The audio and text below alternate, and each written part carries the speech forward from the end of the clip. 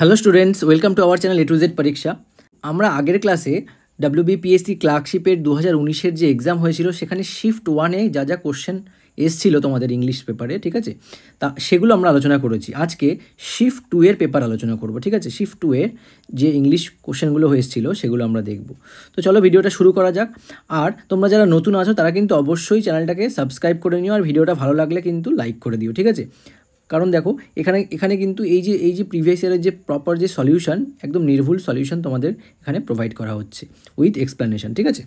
দেখো 71-এ কী এসছে দেখো, the cat sneaked in and dash sat dash the little girl, ঠিক আছে।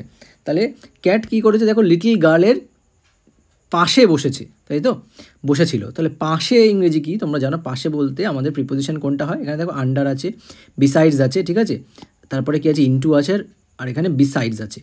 আচ্ছা, তাহলে দেখো বিসাইডস মানে কি? বিসাইডস মানে তাছাড়াও, ঠিক আছে, আর বিসাইড মানে পাশে।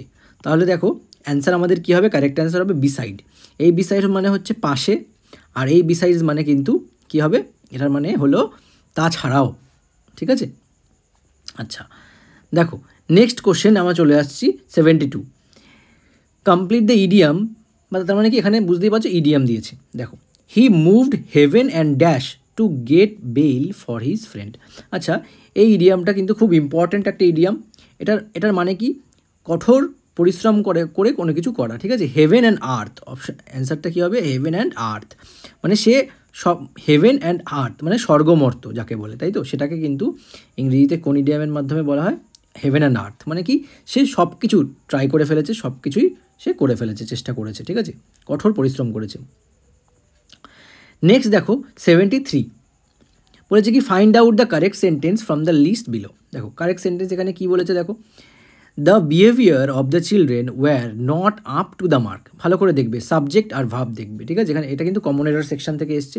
দেখো দ্য বিহেভিয়ার এটা কিন্তু সাবজেক্ট, এখানেও দেখো বিহেভিয়ার সাবজেক্ট, সবই কিন্তু এখানে দেখো বিহেভিয়ার্স আছে। দেখো প্রথমে আমরা কি এলিমিনেশন করেও আমরা বাদ দিতে পারি, যেমন বিহেভিয়ার্স এটা কিন্তু কাউন্টেবল নাউন নয়, তাই তো, তার মানে কি এটা বিহেভিয়ার হবে, বিহেভিয়ার্স কিন্তু হয় না, ঠিক আছে। তাহলে the behaviour of the children were, দেখো চিলড্রেনদের বিহেভিয়ার, এবার ভার্ব কী আছে? এখানে ওয়্যার আছে, আমাদের তাহলে দুটো বাদ হয়ে গেল। এখানে দেখো কী আছে? চিলড্রেন ওয়াজ, তার মানে কী হবে? এখানে সাবজেক্ট কি? বিহেভিয়ার সিঙ্গুলার, তাই ভার্ব কি প্লুরাল হবে? তাহলে এটা কিন্তু হবে না, এটাও বাদ হয়ে গেল। তাহলে আমাদের কী হবে? Singular subject always text singular verb, ঠিক আছে। তাহলে অ্যান্সার কী হবে? The behaviour of the children was not up to the mark. তাহলে এটা আমাদের কারেক্ট অ্যান্সার, মনে থাকবে। আচ্ছা নেক্সট চলে আসছি পরের কোশ্চেনে। এবার দেখো 74-এ কী বলেছে? অ্যাক্টিভ টু প্যাসিভ করতে, ঠিক আছে। দেখো the tutor taught Roni mathematics for 2 years। তাহলে এখানে আমাদের সাবজেক্ট, এটা V2, এটা একটা অবজেক্ট, এটাও আরেকটা অবজেক্ট, ঠিক আছে, এখানে দুটো অবজেক্ট আছে। তাহলে আমাদের কি হবে? দেখতে হবে কি আমরা দুটো অবজেক্টের মধ্যে যে কোনো একটা অবজেক্ট নিয়ে কিন্তু এটাকে করতে পারি। এটা কোন টেন্সে আছে ভালো করে দেখো, সাবজেক্ট প্লাস V2, তাই তো।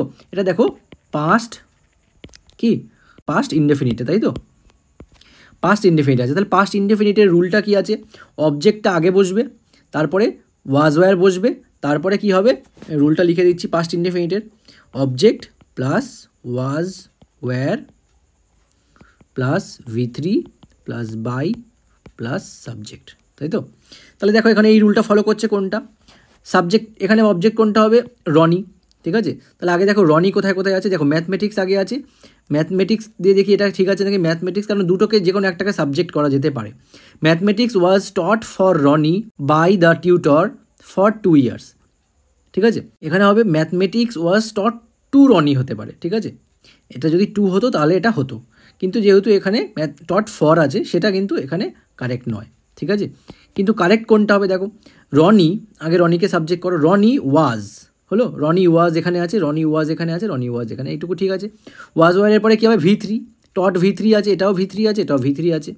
এরপরে রুলটা কী আছে? বাই, এরপর দেখো এখানেও বাই আছে, এখানে বাই আছে, তাই তো। এবার দেখো কি বলেছে, রনি ওয়াজ টট, তাকে কি পড়ানো হয়েছিল? ম্যাথমেটিক্স। তাহলে Rony was taught mathematics by the tutor for 2 years, এটা হবে কারেক্ট অ্যান্সার, ঠিক আছে। কি বললাম বোঝা গেছে? রনিকে কি পড়ানো হয়েছিল? Mathematics was taught mathematics by the tutor for 2 years। আচ্ছা, এবার চলে আসছি পরেরটায়। দেখো 75-এ, এটাও অ্যাক্টিভ টু প্যাসিভ। দেখো, the society will help the poor children with মানি। ভালো করে দেখবে, এখানে কি আছে? সাবজেক্ট, এখানে শ্যাল উইলের উইল, এখানে V1 জানো, ঠিক আছে, তারপরে এটা অবজেক্ট হলো। এইবার যখন এরকম থাকবে, মনে রাখবে এই শ্যাল উইল থাকবে, তার মানে কি মডাল ভার্ব থাকবে, তারপরে এরপরে সবসময় বি হয় একটা, ঠিক আছে। এটা হচ্ছে কি ফিউচার ইনডেফিনিটের রুল, মনে থাকবে। তো ফিউচার ইনডেফিনিটের ভয়েস চেঞ্জের রুলটা কি? Object plus shall or will, ঠিক আছে, তারপরে be plus V3 plus by plus subject হলো। এবার এই রুল ফলো করছে, দেখো কোনটা আগে? অবজেক্ট কী আছে? দ্য পুয়ার চিলড্রেন অবজেক্ট আছে, তাই তো? তাহলে দ্য পুয়ার চিলড্রেন হলো, এটা আমার সাবজেক্ট হয়ে গেল। দেখো কোথায় আছে? The poor children. আচ্ছা, কী বলেছি? দ্য পুয়ার চিলড্রেন, এখানে আছে সাবজেক্ট হয়ে গেল, উইল হয়ে গেল।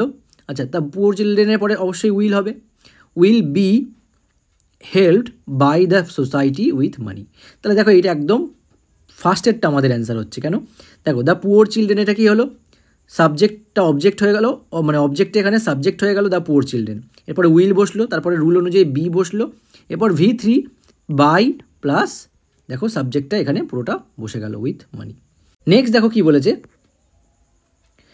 Choose the correct form of the verb from the options given below. Have you heard that mister Basu dash the chairman of the executive committee. ঠিক আছে, তাহলে হ্যাভ ইউ হার্ড, এটা কোন টেন্স আছে? দেখো প্রেজেন্ট পারফেক্টে আছে, তাই তো? হ্যাভ ইউ হার্ড, তার মানে have has subject plus have has plus তারপরে কি আছে? V3, তার মানে কি এটা কিন্তু প্রেজেন্ট পারফেক্ট, তাই তো? তাহলে এবার এটা যদি প্রেজেন্ট পারফেক্টে থাকে, তাহলে আমাকে দেখো কি করতে হবে, আমাকে এই ভার্বটাও এখানেও একটা প্রেজেন্ট পারফেক্টের ভার্ব আসবে।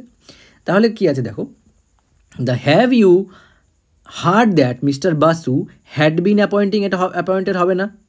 ওয়্যার অ্যাপয়েন্টেড, এটাও হবে না। ওয়াজ বিন অ্যাপয়েন্টেড, ওয়াজের পরে বিন হয় না, হবে না। হ্যাজ বিন অ্যাপয়েন্টেড হবে, কেন কি? কারণ হচ্ছে হ্যাজ বিন মানে কি, তাকে তো কারোর দ্বারা অ্যাপয়েন্ট করা হয়েছিল, তাই তো? তাকে তো কারোর দ্বারা অ্যাপয়েন্ট করা হয়েছে না, তাই এটা প্যাসিভ ফর্মটা বসবে কিন্তু। হ্যাঁ, এটা কিন্তু প্যাসিভ ফর্ম, প্যাসিভ ফর্মটাই কিন্তু এখানে বসবে। কি বসবে? Has been appointed. বোঝা গেছে? চলে আসি দেখো এবার 77-এ, ইডিয়াম ফ্রেজ। দেখো এখানেও একটা ইডিয়াম ফ্রেজ দিয়েছে। কি বলেছে দেখো, the woman in the country for tooth and dash for the liberation, মানে কি টুথ অ্যান্ড নেইল, এই ইডিয়ামটা মনে রাখবে, টুথ অ্যান্ড নেইল। ঠিক আছে, 78 দেখো কি বলেছে, neither of the two brothers Ramesh and Suresh. দেখো রমেশ আর সুরেশের মধ্যে কেউ নয়, সেই অনুযায়ী আমাদের ভার্ব বসবে। ঠিক আছে, নাইদার নর আইদার অর থাকলে কি হয়, পরের সাবজেক্ট যেটা থাকে, এই সাবজেক্ট মানে ভার্বের আগের সাবজেক্ট অনুযায়ী কি হয়, এটা আমাদের ভার্বটা বসবে। ঠিক আছে, ভার্বের আগে যে সাবজেক্ট থাকে সেই সাবজেক্ট অনুযায়ী, এই সাবজেক্টটা দেখো কী আছে, ভার্বের আগে কী আছে, সুরেশ আছে, তার মানে এটা সিঙ্গুলার আছে, তার মানে আমার সিঙ্গুলার ভার্ব বসবে। দেখো আগে সিঙ্গুলার ভার্ব কোনটা? ওয়্যার হবে না, আর হবে না, হ্যাভ বিন হবে না, তাহলে বাকি কী আছে? সিঙ্গুলার ভার্ব ওয়াজ হবে। আচ্ছা, এখানে ইজ কেন হলো না? কোশ্চেনটা যদি তুমি এখন বলতেই পারো স্যার ইজ কেন হলো না, কেন? কারণ হচ্ছে এখানে দেখো ইয়েস্টারডে আছে, আর অপশানে কিন্তু ইজটা নেই। ইয়েস্টারডে আছে, তার মানে বুঝতেই পারছি পাস্ট টেন্সে আছে, সুতরাং আমার অ্যান্সার কী হবে? ওয়াজ।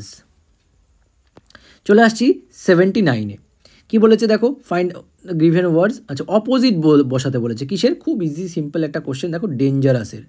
কিসের? ডেঞ্জারাস। তাহলে দেখো ডেঞ্জারাস কী হবে? Terrible, quite, safe. ডেঞ্জারাস মানে সবাই জানো, ডেঞ্জারাস মানে বিপজ্জনক, তাই তো? তাহলে এটা কী হবে? সেফ হবে। কী হবে? সেফ। চলে আসছি 80-তে, choose the correct form of the verb from the options given below. By the time we reached home the rain dash. মনে রাখবে এটা কোন টেন্স? দেখো আমি আগের দিনেও বলেছিলাম ভিডিওতে, যারা দেখোনি তারা কিন্তু অবশ্যই দেখে নিও, লাস্ট ভিডিওতে ওখানে কিন্তু বলা আছে, এই সিকোয়েন্সটা বলে দেওয়া আছে। পাস্ট পারফেক্ট টেন্স, এটা কখন হয়? পাস্ট পারফেক্ট টেন্স কখন হয়? তখনই হয় যখন অতীতকালে দুটো ঘটনা মেনশন করা হয়, ঠিক আছে? দুটো ঘটনা মেনশন করা হবে এবং তার মধ্যে যেই ঘটনাটা আগে ঘটেছে সেই ঘটনাটার সঙ্গে পাস্ট পারফেক্ট টেন্স বসবে, আর তারপরে যেই ঘটনাটা ঘটেছে সেখানে কী হবে? পাস্ট ইনডেফিনিট বসবে, ঠিক আছে?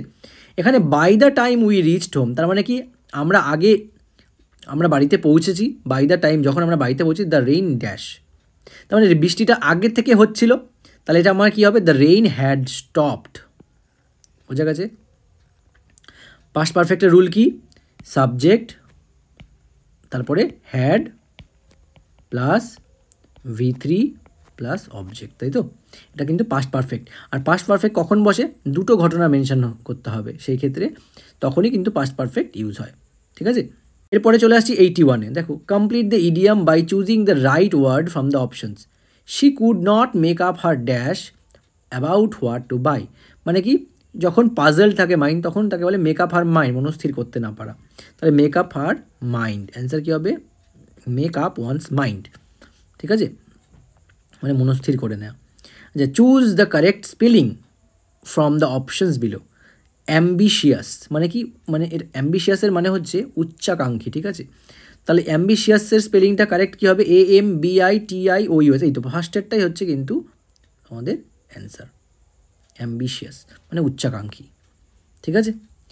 এবার চলে আসি দেখো 83-তে, রিপ্লেস দ্য মিসিং ওয়ার্ড। এবার মিসিং ওয়ার্ডটাকে রিপ্লেস করতে বলেছে। কি বলেছে? A list of dash candidates for the admission test has been put up on the notice board.